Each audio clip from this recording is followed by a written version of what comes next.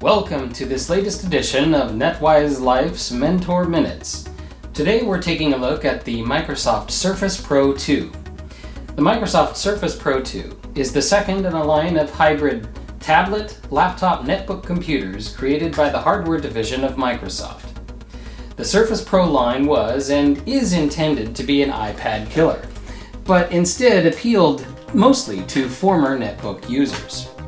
Released in October 2013, the Surface Pro 2 was Microsoft's second time at bat, coming up to the plate with 4 or 8 gigabytes of RAM and up to 512 gigabytes of storage, as well as improved hardware performance and a broader range of accessories. As a tablet netbook hybrid, the Surface Pro 2 attempts to meet the lifestyle needs of two sometimes highly different markets: tablet and laptop users. Microsoft attempts to meet the unique needs of tablet users by creating a device that is similar to other tablets in some respects, but exceeding their abilities in several others. In this case, the Surface Pro 2 is similar in length and width, at least on the screen, not the bezel, to an iPad, but remains somewhat thicker and definitely heavier, topping out at 2 pounds as opposed to the approximately 1 pound of the iPad. A major element of differentiation between the iPad and other Android tablets and the Surface Pro 2 is the Surface Pro's ability to run a full version of Windows 8.1 Professional Edition. This gives the Surface Pro 2 the ability to run a full version of Microsoft Office with Outlook, Adobe Photoshop, and other parts of the Adobe Creative Suite, and even AutoCAD to a limited extent. The major exception, of course, are Windows games, which are for the most part too taxing for the power-efficient but low-powered graphics systems that are present in the Surface Pro. The main design focus with the Surface Pro then appears to be taking most of the portability of a tablet and giving it the power and user interface options of a full computer. This, of course, brings up the subject of user interface options. We all like to use our devices differently and in different situations. Some people like to use their devices on their laps to quickly look up data such as news and other information, maybe play a simple game, check Facebook, Twitter, or watch a show on Netflix or Hulu. Some people enjoy using their devices with a full physical keyboard, which gives them the ability to type data in rapidly and work with powerful tools, such as, in this case, I can show you an example with Microsoft Word.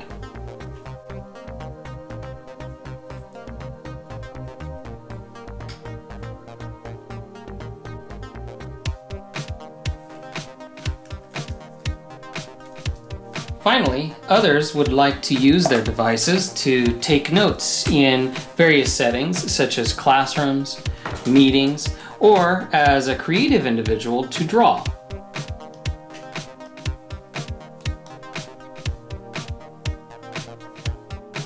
We can also take notes in handwriting.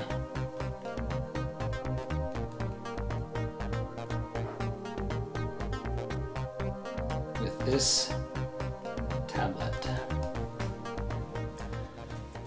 For the more tablet-focused user, the Surface Pro 2 comes with a multi-touch glass screen that enables the same level of interactivity with the screen as standard Android tablets and iPads. For users who are more interested in a classic user experience, complete with a physical keyboard, the Surface Pro 2 has that covered as well. Complete with a detachable illuminated keyboard and a functional, if somewhat smaller, trackpad. Finally, for users with more pen-focused desires, the built-in Wacom stylus pen is available. This pen comes with 2,000 plus levels of pressure sensitivity, as well as an eraser button on the back, which provides a lot of benefit for digital artists and graphic designers. Interestingly, Microsoft has remained consistently a proponent of the stylus pen input method, starting over 15 years ago with their tablet PC efforts. By using the stylus pen, a user of the Surface Pro 2 is able to take notes with searchable handwriting, handwriting converted to typed text,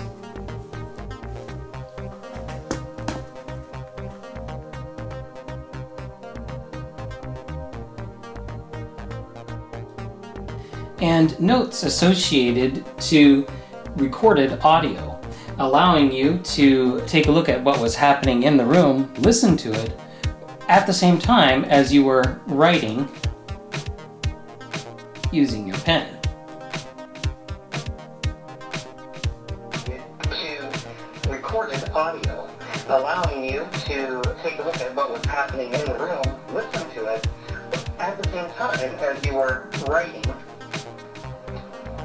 using your pen. In addition, documents may be annotated using the pen, as well as diagrams edited and created.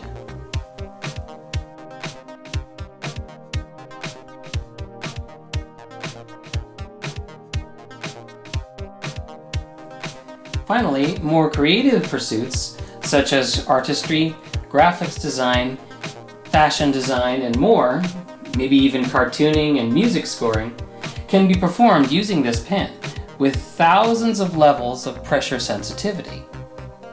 As you can see, increasing the thickness of the line that's being drawn with the increase or decrease in pressure that's being applied.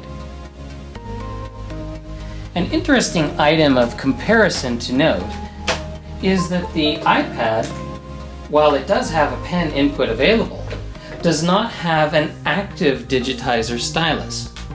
Now what that means is that in real life the result is that passive pens made for the iPad and iPhone are less accurate and have no or very little ability to detect changes in pen stroke pressure, which is critical to determining not only line and brush thickness for artists, but also to the accuracy of handwriting itself, such as when you're taking notes using OneNote.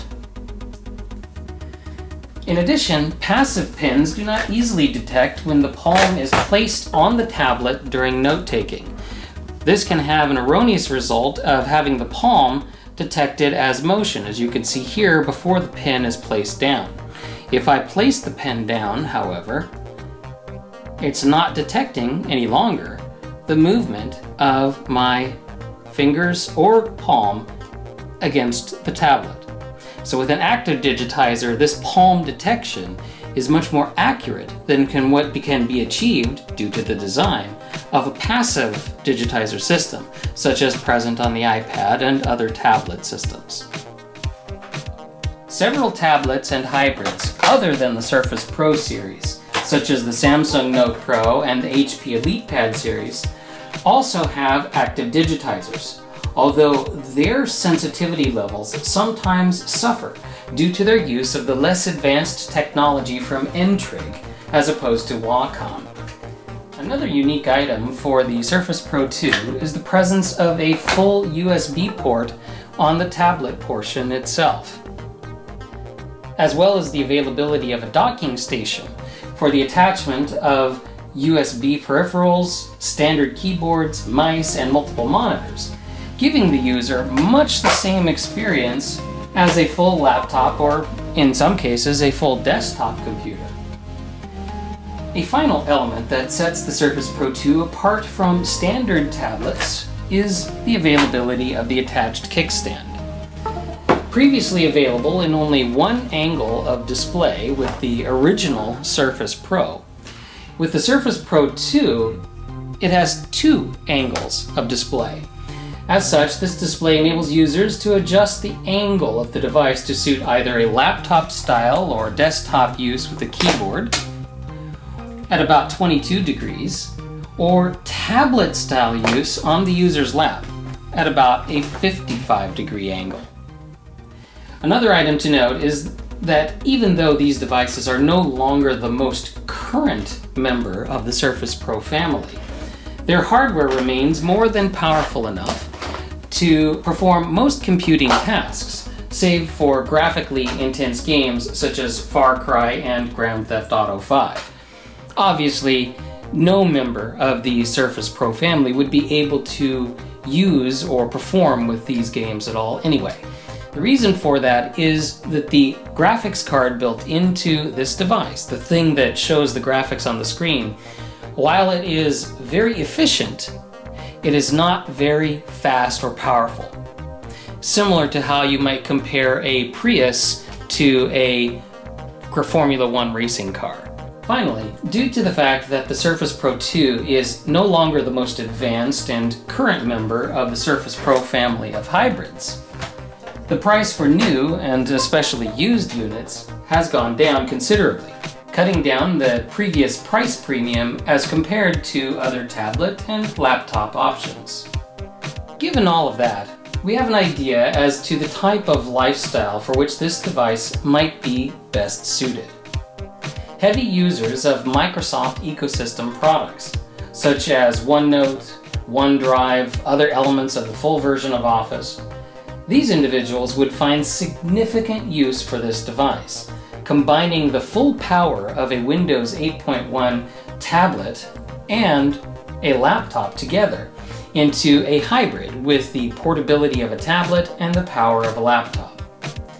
Users with creative focus, roles, or desires would find the highly sensitive and capable Wacom stylus pen to be beneficial when sketching new ideas or even completing finished products, such as digital comics. Students, journalists, and writers will find the combination of pen-based handwriting and note-taking to be invaluable, giving the ability to store their research and notes in searchable and convertible handwriting. With the full version of OneNote, shown here, that can of course be extended to include searchable audio and even video with that handwriting for improved awareness of classroom lectures, interviews, research discussions, and more.